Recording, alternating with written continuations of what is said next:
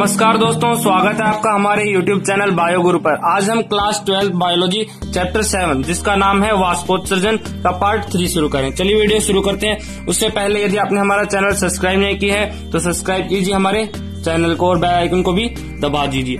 आज का हमारा टॉपिक है वाष्पोत्सर्जन दर को प्रभावित करने वाले कारक। वाष्पोत्सर्जन को कौन कौन से कारक प्रभावित करते हैं? कई पादपों में तो वाष्पोत्सर्जन जो होती है ट्रांसपिरेशन वो अधिक होती है और कई पादपों में कम होती है। तो आज हम जानेंगे कि कई पादपों में अधिक क्यों होती है और वाष्पोत्सर्जन कम क्यों होती है।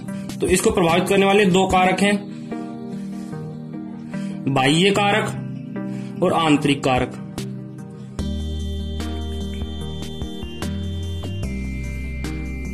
External factors and internal factors. तो पहला पढ़ेंगे एक्सटर्नल फैक्टर्स।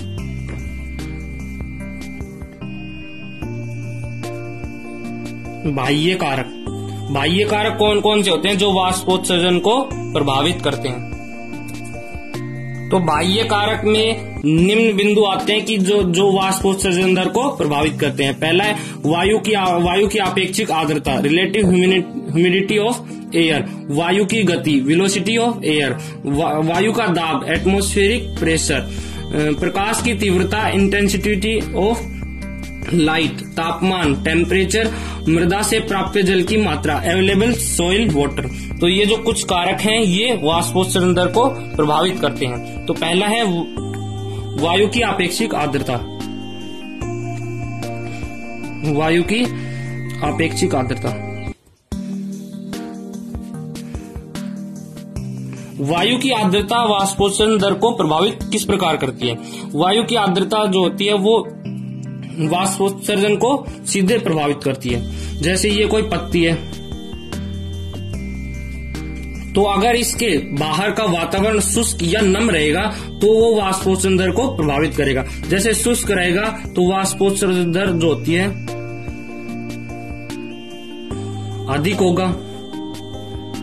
शुष्क वायु में वाष्पोत्सर्जन अधिक होगा और नम वायु में वाष्पोत्सर्जन कम होगा। ऐसा क्यों होता है? जब शुष्क वायु होती है पत्ती के चारों तरफ, बाहर वातावरण में शुष्क वायु होती है तो उसमें जल अवशोषण करने की क्षमता अधिक हो जाती है। तो जब पत्ती के चारों तरफ शुष्क वायु होगी तो वो पत्ती से नमी को ग्रहण करेगी, जल वाष्प को ग्रहण करेगी। और जब नम रहेगी तो वो पहले से ही अगर नम रहेगी वायु वातावरण की तो वो पत्ती से नमी को ग्रहण नहीं करेगी। तो इस प्रकार जो वायु की आर्द्रता होती है वो वाष्पोत्सर्जन को प्रभावित करती है। दूसरा है वायु की गति। वायु की गति ट्रांसपिरेशन को किस प्रकार प्रभावित करती है? जैसे अभी हमने पढ़ा था कि वायु की आर्द्रता जो होती है उस पर वाष्पोत्सर्जन दर प्रभावित होता है, उससे वाष्पोत्सर्जन प्रभावित होता है।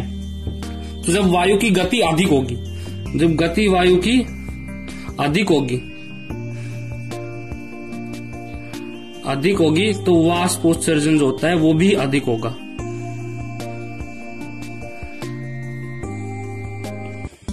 और जब वायु मंद गति से या कम गति से बह रही होगी तो वाष्पोत्सर्जन कम होगा।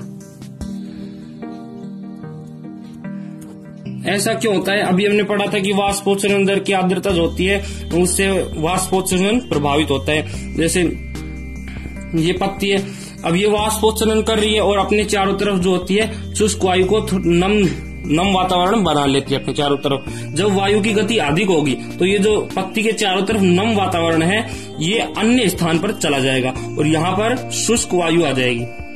यहाँ पर शुष्क वायु आ जाएगी। शुष्क वायु आते ही ये जो शुष्क वायु होती है ये पत्ती से आर्द्रता को ग्रहण कर लेती है। इस प्रकार जब वायु की गति अधिक होगी तो वाष्पोत्सर्जन अधिक होगा और जब वायु की गति कम होगी तो पत्ती के चारों तरफ जो नम वातावरण है वो बना रहेगा जिसके कारण वाष्पोत्सर्जन कम रहेगा।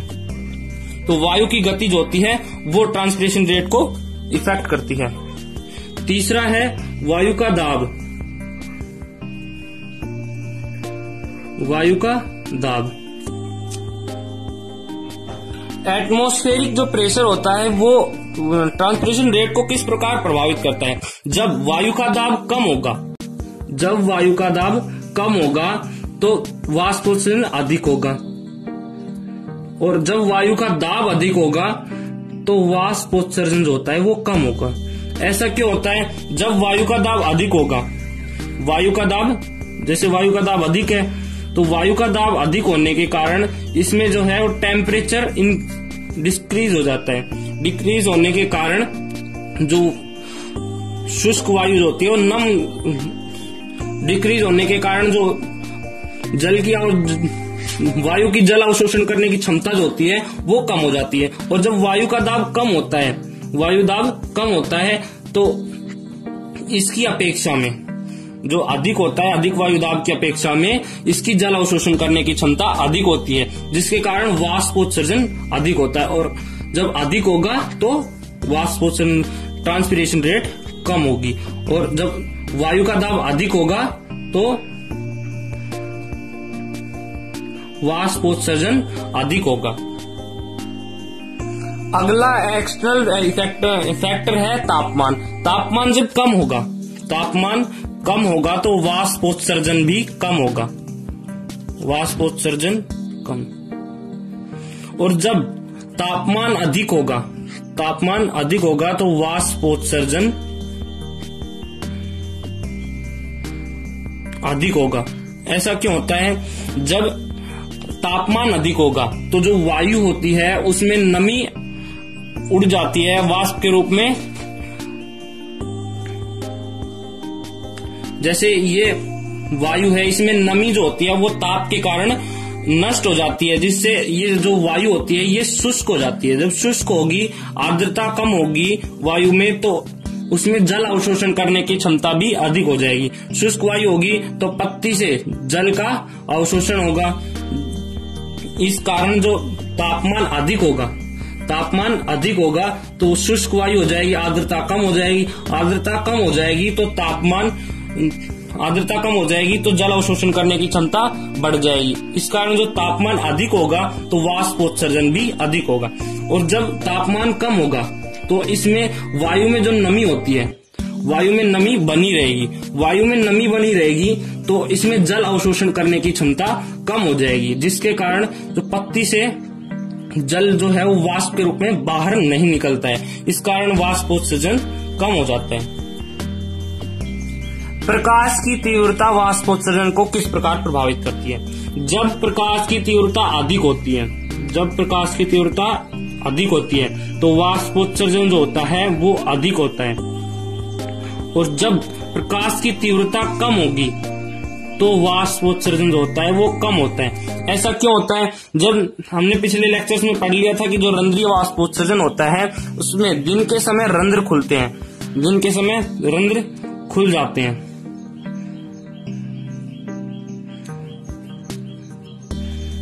दिन के समय रंध्र खुल जाते हैं जिनसे वाष्पोत्सर्जन जो होता है वो क्रिया संपन्न हो जाती है। जब रात होती है तो रंध्र स्टोमेटा बंद हो जाते हैं।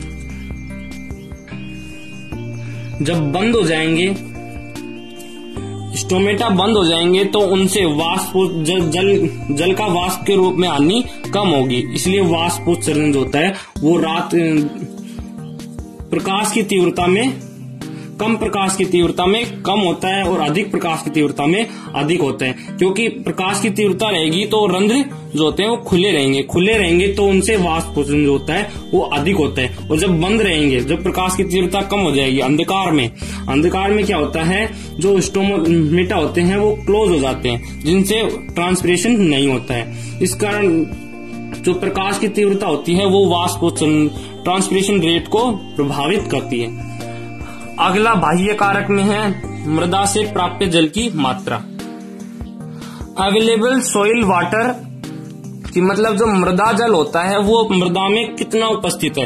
अगर मृदा में अधिक उपस्थित होता है, मृदा में अधिक मृदा जल होता है तो वाष्पोत्सर्जन जो होता है वो अधिक होता है। और जब मृदा जल जो होता है वो कम होता है, जब मृदा जल कम होगा तो वाष्पोत्सर्जन जो होती है वो कम होती है। ऐसा क्यों होता है? जैसे हमने पढ़ा था कि जो वाष्पोत्सर्जन आकर्षण सिद्धांत है उसके अनुसार जल के अणुओं के मध्य संसंजक बल पाया जाता है। मतलब जल के अणु जो होते हैं वो अटूट संबंध के द्वारा पत्ती के टिप से लेकर जो मूल के अंत सिरे तक एक अटूट संबंध से जुड़े होते हैं। अगर मृदा जल कम होगा तो मूल रोमों द्वारा कम अवशोषित होगा तो वो पत्ती तक कम पहुंचेगा तो वाष्पोत्सर्जन जो होता है वो कम होगा, क्योंकि पत्ती में ही जल की सांद्रता कम होती है। इस कारण जो बाहर जो नमी है उसमें सांद्रता कम होगी तो पत्ती से जल कम निकलेगा तो वाष्पोत्सर्जन दर, ट्रांसपिरेशन रेट कम होगी। इस कारण जो मृदा में प्राप्य जल मात्रा होती है, मृदा जल की जो मात्रा होती है वो वाष्पोत्सर्जन दर को प्रभावित करती है। अगले हैं आंतरिक कारक। आंतरिक कारक में क्या होता है कि जो पौधे होते हैं उनमें ही कुछ कारक होते हैं जिनके कारण वाष्पोत्सर्जन होता है। तो पहला कारक है उपत्वचा, क्यूटिकल के कारण वाष्पोत्सर्जन कम होता है। जब क्यूटिकल मोटी होगी, जो अधिचर्म पर एक मोमीय परत पाई जाती है जो पादपों में होती है, ऐसे पादप जो शुष्क वातावरण में उगते हैं उन पर उपत्वचा अधिक पाई जाती है। अगर उपत्वचा मोटी होगी तो वाष्पोत्सर्जन जो होता है वो कम होता है, और जब उपत्वचा पतली होगी तो उसमें वाष्पोत्सर्जन अधिक होगा। ऐसा क्यों होता है? जैसे ये पत्ती के अनुप्रस्थ काट है, इस पर जब क्यूटिकल अधिक पाया जाएगा तो हमने पढ़ा था कि जो क्यूटिकल होती है वो जल के लिए अपारगम्य झिल्ली होती है। तो क्यूटिकल अगर मोटी क्यूटिकल होगी तो उसमें से जल जो है वो कम निकलेगा, इसके कारण वाष्पोत्सर्जन कम होगा। और जब क्यूटिकल पतली होगी तो उसमें वाष्पोत्सर्जन अधिक होगा। ऐसा क्यों होता है? जब पतली होती है तो उसमें से जल अधिक निकलता है, इसके कारण वाष्पोत्सर्जन अधिक होता है।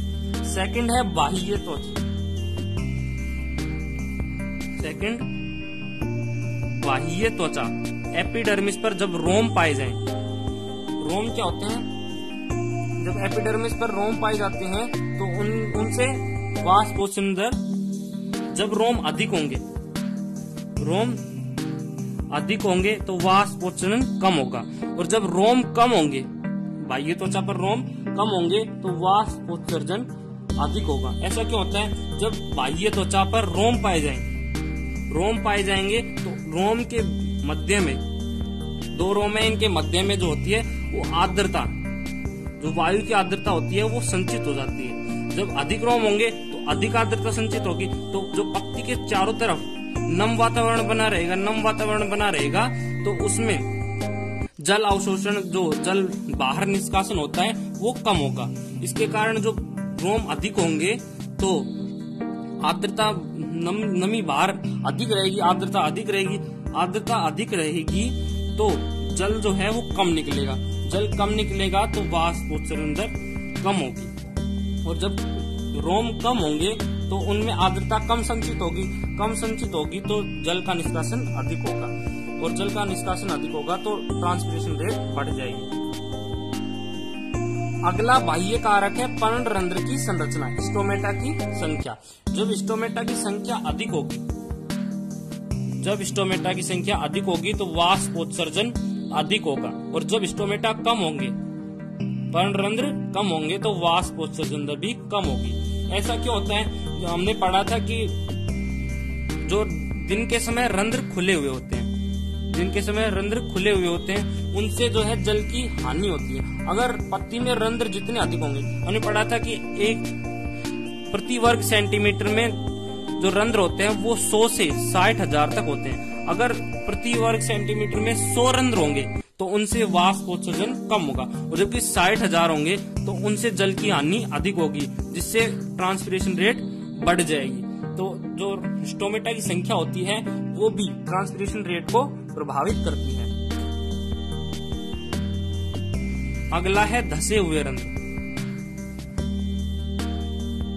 जो मरुद्भिद पादप होते हैं, जो मरुस्थल में उगते हैं, जहाँ पर शुष्क वातावरण पाया जाता है और जल की कमी पाई जाती है, तो उनकी पत्तियों में रंध्र जो होते हैं वो धसे हुए होते हैं।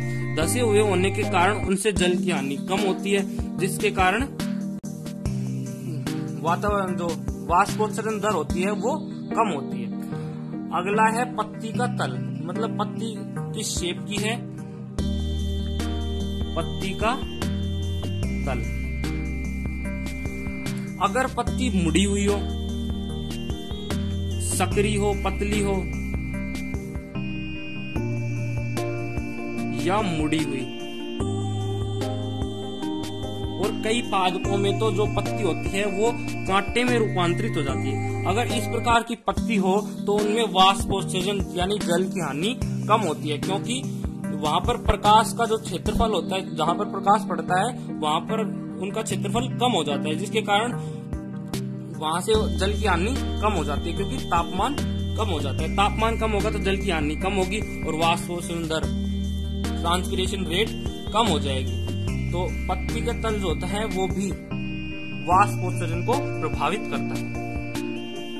एक बार फिर से देख लेते हैं कि वाष्पोत्सर्जन को प्रभावित करने वाले कारक कौन कौन से होते हैं, बाह्य कारक और आंतरिक कारक। बाह्य कारक में कौन कौन से होते हैं, वायु की आपेक्षिक आर्द्रता, रिलेटिव ह्यूमिडिटी ऑफ एयर। इसमें क्या होता है कि जब आर्द्रता अधिक होगी, मतलब शुष्क वायु होगी, तो उसमें वाष्पोत्सर्जन अधिक होगा।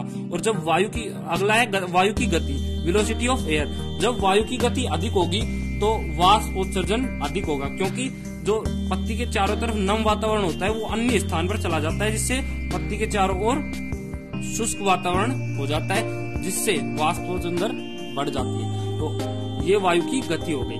अगला है वायु का दाब। जब वायु का दाब कम होगा तो जो वाष्पोत्सर्जन होती है वो अधिक होती है, क्योंकि तापमान कम हो जाता है। और जब वायु का दाब अधिक होगा तो वाष्पोत्सर्जन कम होगा। अगला है प्रकाश की तीव्रता। जब प्रकाश की तीव्रता अधिक होगी तो तापमान बढ़ जाएगा, तापमान बढ़ जाएगा तो वाष्पोत्सर्जन की दर बढ़ जाएगी। अगला है तापमान। तो अभी हमने पढ़ा तापमान जो होता है वो वाष्पोत्सर्जन को सीधे प्रभावित करता है। तो तापमान बढ़ने पर वाष्पोत्सर्जन बढ़ जाएगा और तापमान घटने पर वाष्पोत्सर्जन घट जाएगा। मृदा में प्राप्त मृदा जल की मात्रा। जब मृदा जल कम होगा तो जड़ों द्वारा कम अवशोषित होगा, तो उनमें वाष्पोत्सर्जन भी कम होगा। और जब मृदा जल अधिक होगा तो उनमें वाष्पोत्सर्जन की दर बढ़ जाएगी। तो ये तो हो गए बाह्य कारक। अब पढ़ते हैं आंतरिक कारक। आंतरिक कारक में पहला है उपत्वचा, क्यूटिकल। जब क्यूटिकल का मोटा आवरण पाया जाएगा तो वाष्पोत्सर्जन कम होगा, क्योंकि जल का जो निष्कासन होगा वो कम होगा, जिसके कारण वाष्पोत्सर्जन दर कम हो जाएगी। और दूसरा है बाह्य त्वचा पर रोम। जब बाह्य त्वचा पर अधिक रोम पाए जाए तो उनमें जल का निष्कासन जो होता है वो कम होता है, मतलब ट्रांसपिरेशन रेट कम होती है। और जब रोम कम पाए जाए तो उनमें ट्रांसपिरेशन रेट जो होती है इंक्रीज हो जाती है। आंतरिक कारक में अगला है पर्णरंध्र की संरचना, मतलब स्टोमेटा की संख्या। जब स्टोमेटा की संख्या अधिक होगी तो उसमें वाष्पोत्सर्जन अधिक होगा, क्योंकि जल की हानि कम होगी, जल की हानि अधिक होगी। और जब रंध्र कम होंगे तो उनमें वाष्पोत्सर्जन दर भी कम होगी। अगला है धसे हुए रंध्र। जब मरुद्भिद पादपों में जब रंध्र जो होते हैं वो पत्ती के अंदर धसे हुए हों तो उनमें वाष्पोत्सर्जन दर कम होगी, मतलब धसे हुए रंध्र जो होते हैं उनमें वाष्पोत्सर्जन दर कम हो जाती है। अगला है पत्ती का तल। जब पत्ती सकरी, पतली या मुड़ी हुई हो या फिर कांटे में रूपांतरित हो तो उनमें प्रकाश का जो क्षेत्रफल हो, प्रकाश जितना पड़ता है उसका क्षेत्रफल कम हो जाता है। इसके कारण उनका तापमान कम हो जाता है और वाष्पोत्सर्जन दर भी कम हो जाती है। तो ऐसा किसमें होता है, जो मरुद्भिद पादप होते हैं उनमें होता है, क्योंकि वहां पर जल की कमी होती है। और जो एक बीजपत्री पादप होते हैं, एक बीजपत्री पादपों में, एक बीजपत्री पादपों की ऊपरी जो अधिचर्म होती है, ऊपरी अधिचर्म, उस पर बुलीफार्म कोशिकाएं पाई जाती हैं। बुलीफार्म कोशिकाएं क्या करती हैं कि जो ऊपर का तल होता है, जब पानी की कमी होती है तो ऊपर का तल जो होता है वो सिकुड़ जाता है, जिससे पत्ती जो होती है वो गोल हो जाती है, जिससे जो प्रकाश का क्षेत्रफल, जहां प्रकाश पड़ता है वो क्षेत्रफल कम हो जाता है और तापमान कम हो जाता है। तापमान कम होने के कारण वाष्पोत्सर्जन दर भी कम हो जाता है।